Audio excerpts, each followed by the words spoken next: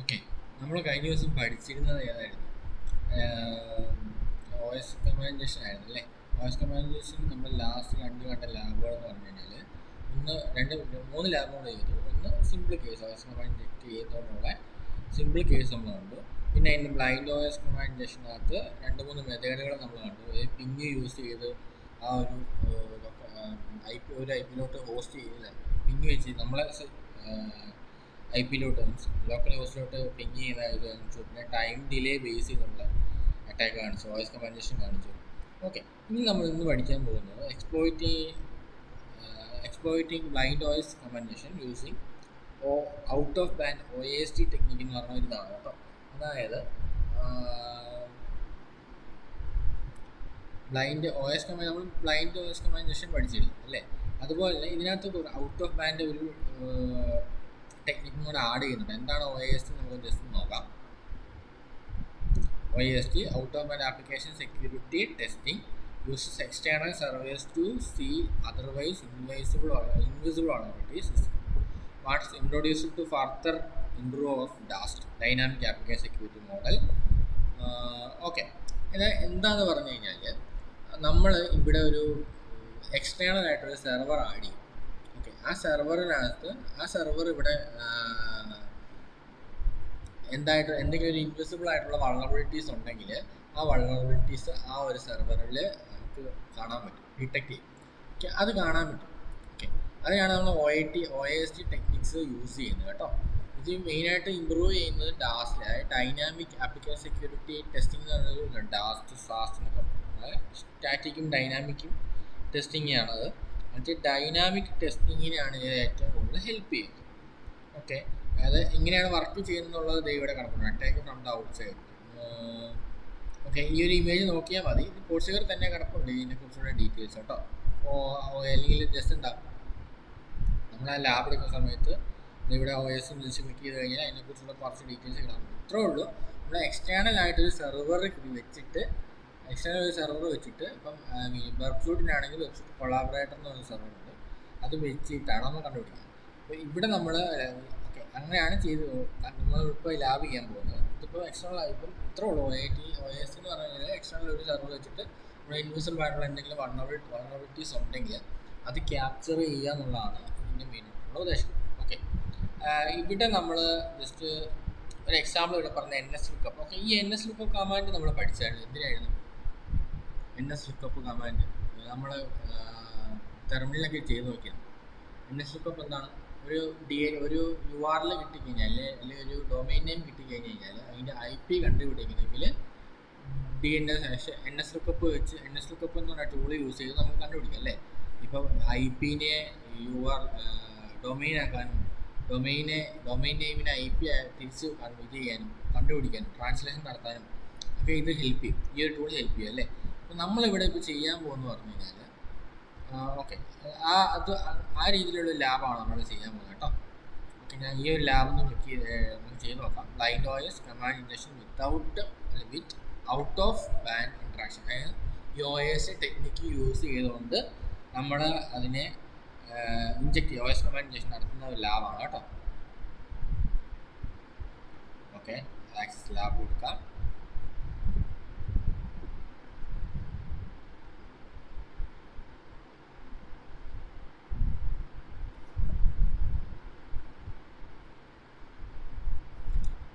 നമുക്കവിടെ ലാബ് വന്നിട്ടുണ്ട്. നേരത്തെ പോലെ തന്നെ സെയിം സാധനമാണ്, വ്യത്യാസമൊന്നുമില്ല കേട്ടോ. നമ്മൾ നേരെ മറ്റേ വെബ്സൈറ്റ് കണ്ട പോലെ തന്നെ സബ്മിറ്റ് ഫീഡ്ബാക്ക് എടുക്കുക. സോറി, ഇവിടെ എൻ്റെ വെബ്സൈറ്റ് ഓണായിരുന്നു.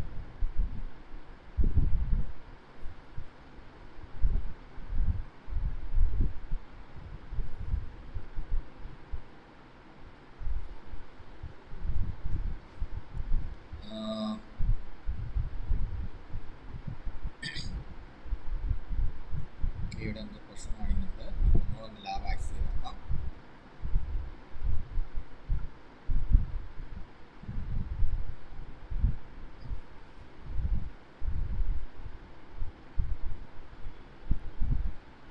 വെയിറ്റ് ചെയ്യാൻ വരുന്നുണ്ട് നോക്കാം.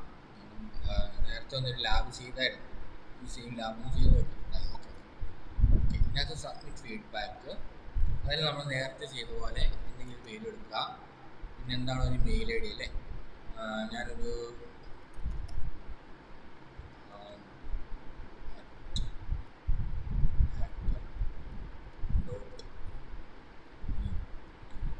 ജസ്റ്റ് ഒരു മെയിൽ ഐ ഡി പോലെ കൊടുത്തു. സബ്ജക്റ്റ് നെയിം കൊടുത്തു, മെസ്സേജ് നെയിം കൊടുത്തു. എന്നിട്ട് വെബ്സൈറ്റ് ഒന്ന് ഓണാക്കാണ്. ഈ റിക്വസ്റ്റ് ഞാൻ ക്യാപ്ചർ ചെയ്യുകയാണ് വെബ്സൈറ്റിൽ.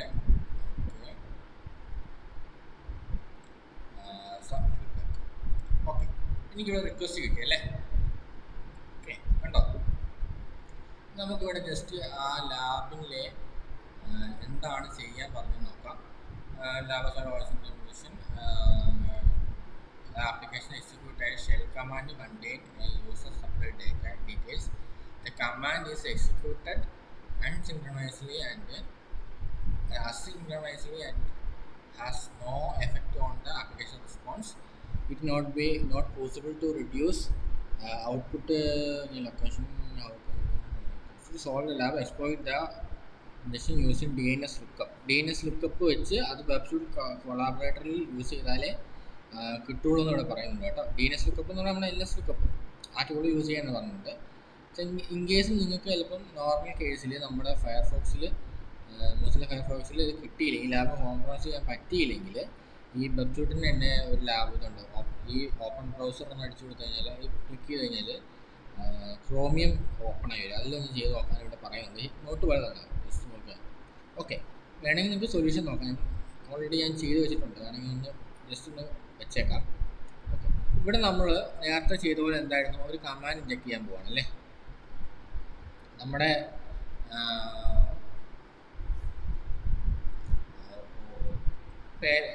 എവിടെയാണ് നമ്മൾ ഇൻജെക്ട് ചെയ്യാൻ ഉദ്ദേശിച്ചത്, വോയിസ് കമാൻഡ് ഇൻജെക്ട് ചെയ്യുന്ന ഇമെയിലുടെ സെക്ഷനിൽ. ഞാനിപ്പോൾ അവിടെ ജസ്റ്റ് നമ്മൾ നേരത്തെ കണ്ടത് തന്നെ രണ്ട് പൈപ്പ് ലൈൻ സിമ്പിൾ ടു, അവിടെ നമ്മൾ എന്ത് കമാൻഡാണ് യൂസ് ചെയ്യാൻ പോകുന്നത്, NS ലുക്കപ്പ് അല്ലേ. നേരത്തെ നമ്മൾ ഹുവാമെ കിട്ടായിരുന്നു ചെയ്തിരുന്നത്, ഹുവാമെ പിങ് അതുപോലെ വോയിസ് കമാൻഡുകളായിരുന്നു.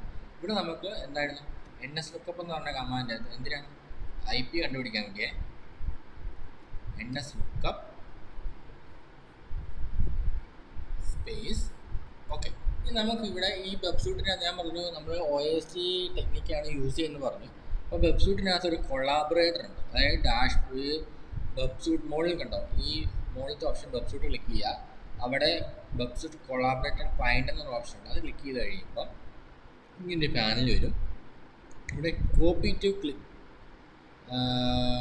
ബോർഡ് എന്ന് പറഞ്ഞ് ജസ്റ്റ് ക്ലിക്ക് ചെയ്ത് കഴിയുമ്പം നമുക്ക് ഒരു ലിങ്ക് അവിടെ കോപ്പി ആവും കേട്ടോ. ആ ലിങ്ക് എടുത്തിട്ട് ജസ്റ്റ് ഇവിടെ ജസ്റ്റ് പേസ്റ്റ് ചെയ്യുക. ഓക്കെ, പേസ്റ്റ് ചെയ്തു. എന്നിട്ട് നമുക്ക് ജസ്റ്റ് പൈപ്പ് ലൈൻ സിമ്പിൾ വെച്ചിട്ട് ക്ലോസ് ചെയ്യാം. ഓക്കെ, ഇവിടെ എന്താണ് ഇത് ഇങ്ങനെ വരുന്നതെന്ന് പറഞ്ഞാൽ ഇവിടെ ഒരു ജസ്റ്റ് സ്പേസ് ഒന്നാണ്. നമ്മൾ എന്തായി URL എൻകോഡിങ് പാനൽ ഇത് ഇട്ട് കൊടുത്തല്ലേ. എൻകോഡ് ചെയ്യുന്നത് നമ്മൾ ജസ്റ്റ് നേരത്തെ പഠിച്ചിട്ടുണ്ട്. ഞാൻ ഒരു എക്സാമ്പിൾ കാണിക്കാം. ഈ ഒരു രീതിയിലായിരിക്കും നമ്മുടെ പേരോട് വരുന്നത് കേട്ടോ. അതായത് നിങ്ങളിപ്പം ഈ ഒരു വെബ്സൈറ്റിന് കൊളാബറേറ്റർ ഇവിടെ ഓണായി കിടക്കുന്നുണ്ട്. കൊളാബറേറ്ററിൽ just copy to clipboard എന്ന് പറയുമ്പോൾ നമുക്കൊരു സെർവറിൻ്റെ ഒരു URL ഒരു ഇത് കിട്ടും. വെബ്സൈറ്റ് കൊളാബറേറ്റർ ക്ലയൻറ്റ് URL പോലത്തെ സാധനം കിട്ടും.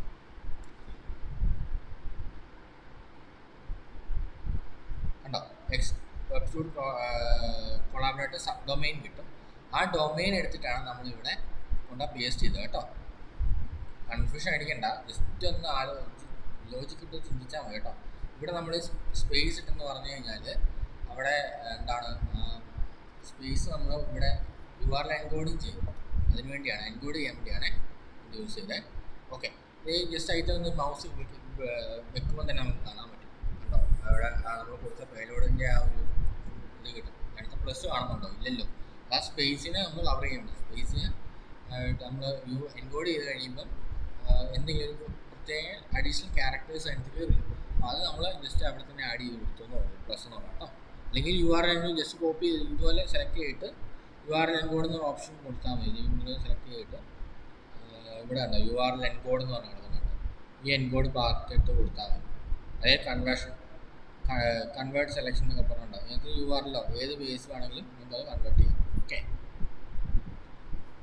ഓക്കെ, ഇത്രയും കൊടുത്തിട്ട് നമ്മൾ സെലക്ട് റൈറ്റ് ക്ലിക്ക് ചെയ്ത് do intercept respond to request കൊടുക്കുക, എന്നിട്ട് ജസ്റ്റ് ഫോർവേഡ് ചെയ്ത് വിട്ടേക്കുക കേട്ടോ.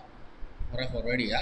എന്നിട്ട് നമ്മൾ എന്ത് ചെയ്യുക, നേരെ നമ്മുടെ കൊളാബറേറ്റർ വരിക, വെബ്സൈറ്റ് കൊളാബറേറ്റർ. എന്നിട്ട് അവിടെ കൂൾ ചെയ്ത് കഴിയുമ്പോൾ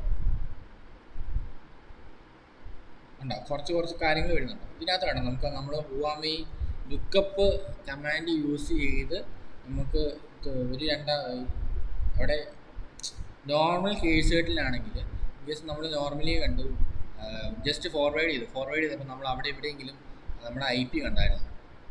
അതായത് NS ലുക്കപ്പ് അടിച്ച സമയത്ത് നോർമൽ കേസിൽ നിങ്ങൾ NS ലുക്കപ്പ് ഇതുപോലെ അടിച്ചു ഫോർവേഡ് ചെയ്ത് കൊടുത്തു കഴിഞ്ഞപ്പോഴത്തേനും എവിടെയെങ്കിലും നമ്മൾ കണ്ടോ ഈ റിക്വസ്റ്റിനകത്ത്, ഇപ്പോൾ വന്ന റിക്വസ്റ്റിനകത്ത് നമ്മൾ എവിടെയെങ്കിലും IP ജസ്റ്റ് ഈ ഒരു IP-നെ നമ്മൾ കാണാൻ പറ്റുമോ?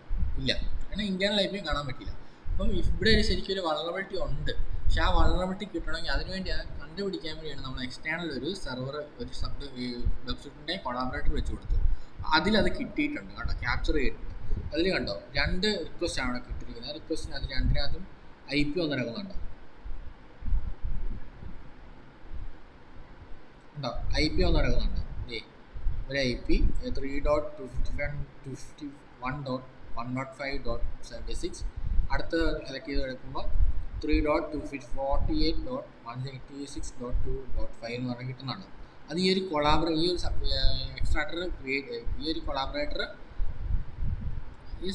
സെർവർ നമുക്ക് എക്സ്ട്രാക്ട് ചെയ്ത് എടുത്ത് തരുന്നതാണ് കേട്ടോ. ഇതാണ് ശരിക്കും ലാഭം. ഇത്രയായിരുന്നു നമുക്ക് ആ ഒരു IP-നെ NS ലുക്കപ്പ് എന്തിനാണ് ഡൊമൈൻ നെയിമിനെ IP-യിലോട്ട് കൺവേർട്ട് ചെയ്തെടുക്കുക എന്നുള്ളതല്ലേ, നമ്മളത് കണ്ടുപിടിച്ചു, അത്രേ ഉള്ളൂ. ഇത് കേട്ടോ, ഈ OS കമാൻഡ് ഇഞ്ചക്ഷനിലൂടെ OS കമാൻഡ് ഇഞ്ചെക്ട് ചെയ്തുകൊണ്ട് നമ്മളത് കണ്ടുപിടിച്ചു. അതാണ് ഈ ഒരു ലാഭം കേട്ടോ. മനസ്സിലായില്ലെങ്കിൽ ഈ ഒരു വീഡിയോ ഒന്നും കൂടെ ജസ്റ്റ് ഒന്ന് കണ്ടാൽ മതി. അല്ലെങ്കിൽ ജസ്റ്റ് ഇവരുടെ തന്നെ കമ്മ്യൂണിറ്റിയിൽ വീഡിയോസ് ഉണ്ട്, കമ്മ്യൂണിറ്റി സൊല്യൂഷൻ ഉണ്ട്, ജസ്റ്റ് വേണമെങ്കിൽ നോക്കാം. സെയിം സാധനം തന്നെയാണ്, നമ്മൾ വ്യത്യാസമൊന്നുമില്ല. അവർ പറയുന്നതും ഞാൻ പറഞ്ഞതൊന്നും ഒന്ന് തന്നെയാണ്. ഇൻ കേസ് നിങ്ങൾക്ക് മനസ്സിലായില്ലെങ്കിൽ ആ ഒരു ഏരിയയിൽ ഒന്നുകൂടെ അവർക്ക് വേണമെങ്കിൽ ഒന്ന് ജസ്റ്റ് ചെക്ക് ചെയ്യണം കേട്ടോ.